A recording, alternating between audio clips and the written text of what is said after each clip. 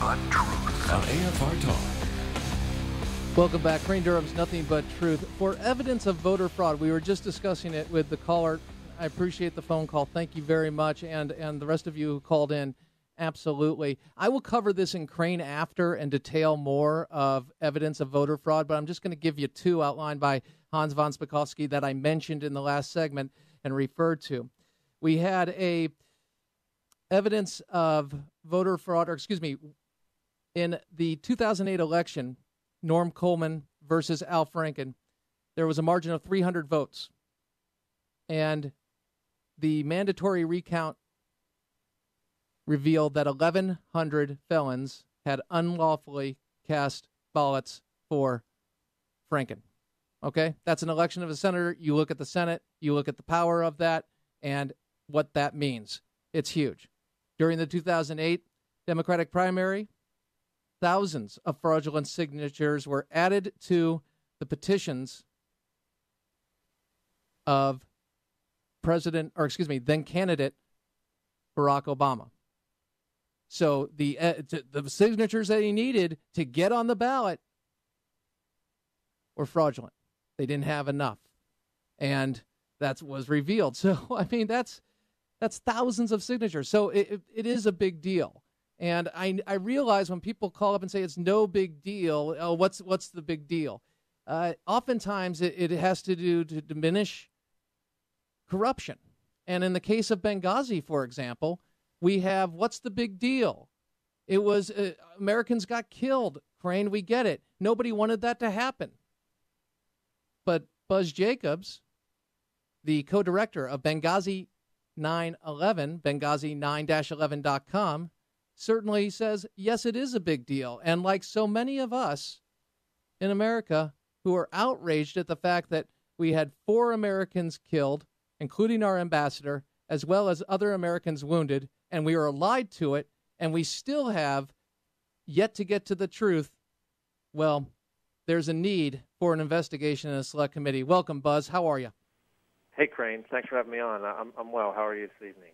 I'm doing well. Here's I teased this in the beginning, and it was Rand Paul asking Hillary Clinton when she was testifying regarding Benghazi about the missiles or arms that were being moved through Benghazi to Syrian rebels and a mission or an operation that was taking place, and was she aware of it?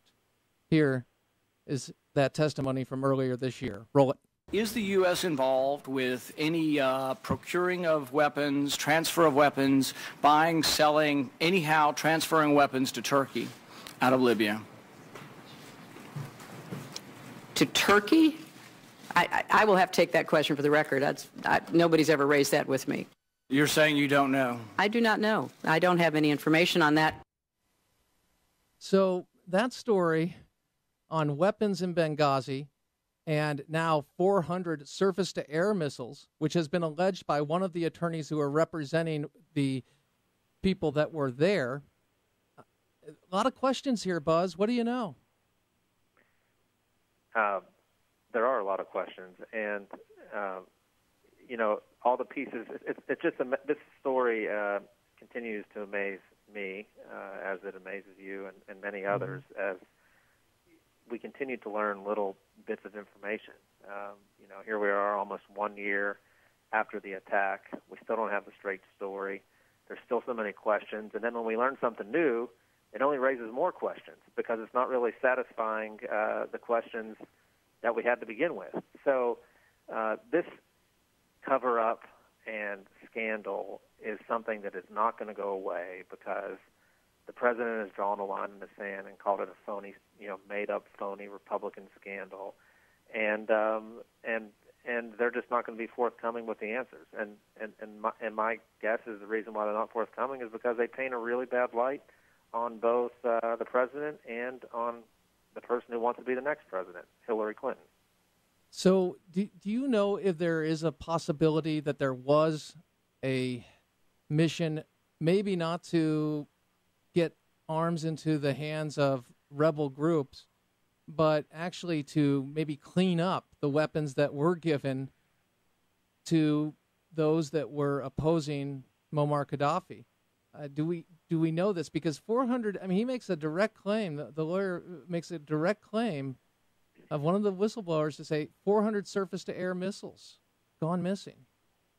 I can guarantee you there are a group of people in the government who do know the truth. Unfortunately, we haven't heard from them. And this is one reason why we need a select committee, because we need a select committee in Congress who has subpoena power, who can chase down the truth. Because otherwise we may never get the truth. And let me tell you, Crane, when I was in the government, when I served on the Homeland Security Council under President Bush, I participated in an exercise dealing with MANPAD's issue. And let me tell you, it's very alarming. It's very disturbing. It's something, we really don't have a good defense against these weapons. These weapons get into the wrong hands of these terrorists, and they somehow make their way into America. It would be a really bad day, or Europe, or anywhere else that is a freedom-loving area of this world. It could cause a lot of damage and havoc, and obviously kill a lot of innocent people. So it's a very disturbing claim.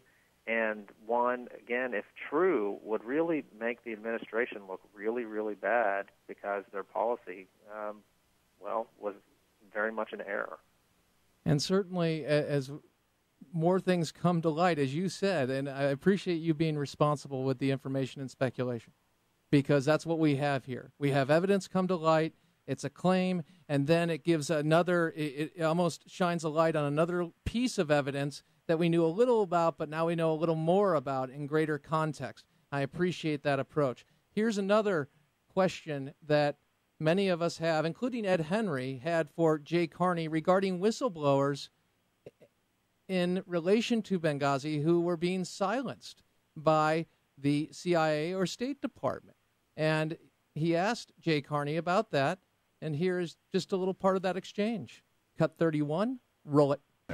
I don't have any information on CIA individuals or operations around the world. I would refer you to the CIA on that. I would also refer you to the very clear statement in response to that put out by the CIA, which says the CIA has worked closely with its oversight committees to provide them with an extraordinary amount of information related to the attack on U.S. facilities in Benghazi. Furthermore, CIA leadership has informed officers who may want to speak with the oversight committees on this matter that it will support and facilitate such contact. CIA employees are always free to speak to Congress if they want to, and there is an established process to facilitate such communication on a confidential basis.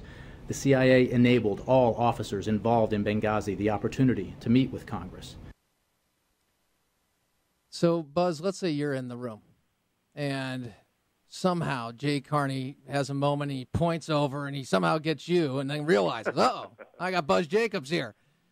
What's a follow-up question? Because it sounds like we're going to go with the letter of what has been said, and unless you absolutely have us, pardon the expression, dead to rights, bottom line, we're not admitting a thing. I'll tell you what, Crane, I wouldn't. I think Ed Henry, a little later in the clip, he says that, he asked him, did the White House check with the CIA to make sure their statement was correct? And if you notice, Jay Carney didn't answer that question. Actually, we do have that clip, the follow-up. I believe it's cut 32, if I'm not mistaken. Let me know when we have that, because this is a very interesting point. Okay, here it is. Roll it. I don't have any information on CIA individuals or operations around the world. I would refer you to the CIA on that. I would also refer you to the very clear statement in response to that put out by the CIA, which says the CIA has worked closely with its oversight committees to provide them with an extraordinary amount of information related to the attack on U.S. facilities in Benghazi. Furthermore, CIA leadership has informed officers who may want to speak with the oversight committees on this matter that it will support and facilitate such contact. CIA employees are always free to speak to Congress if they want to, and there is an established process to facilitate such communication on a confidential basis. The CIA enabled all officers involved in Benghazi the opportunity to meet with Congress. We are not aware of any CIA employee who has experienced retaliation, including any non-routine security procedures, or who has been prevented from sharing a concern with Congress about that Benghazi incident. I think that's a fairly And if you've done detailed any response independent, to. you're just relying on what they're saying. Has the White House checked with the CIA to make sure that that's the case, or that's just their statement? Again, I would refer you to the statement the CIA made on the record as a response to that report. And Buzz, you laid it out. He didn't answer it. He did not answer. And if I could dissect it, Please. Crane, and just so you're having been in the White House for 3 years, involved in obviously not involved in a scandal like this, but involved in the process of how these questions come about. These reporters, they meet with the press secretary for an off the record meeting first thing in the morning and say, "What do you want to know about today?" And Ed Henry said, "Hey, I'm going to ask you a question about Benghazi, about this issue." So what happens then? Carney goes back. He gets the National Security Council staff and there's probably a representative of the CIA back there and says, "All right, I need an answer to this. Give me talking points ASAP." So you can tell that Jay Carney had a very carefully worded statement, and the words, if you dissect them in there, he says that there's an established process that they're supposed to use. Well, that's basically, hey, if you want to say something, make sure you go to your boss first, so we at the White House know what's going on and we can put pressure on you. The second thing is, he said they haven't been through any non-routine security procedures. Well, come on. The CIA's everything is, basically you sign your life away when you join the CIA that you can be investigated for anything if they suspect you of doing anything wrong and passing out classified information. So that's ridiculous. And then, of course, that point we just made about Ed Henry and the fact that they ignored that question because the White House wants plausible deniability. When the truth comes out finally, and we finally do get some of these operatives to testify before Congress and they tell the truth, the White House is going to be able to go, well, we just read the CIA statement, and they'll hang somebody out to dry at the CIA, whoever that is. Do we know, final question, do we know, about 10 seconds left, do we still not know where the president was during this attack? We still do not know the answer to that. That is correct. Okay. And Every week. Yes, Benghazi 9/11, Benghazi9-11.com. Put the link up. Buzz Jacobs joins us every week. Sorry, man, we're out of time. Great to be with you. Great. Thank you. All right, AFR Talk.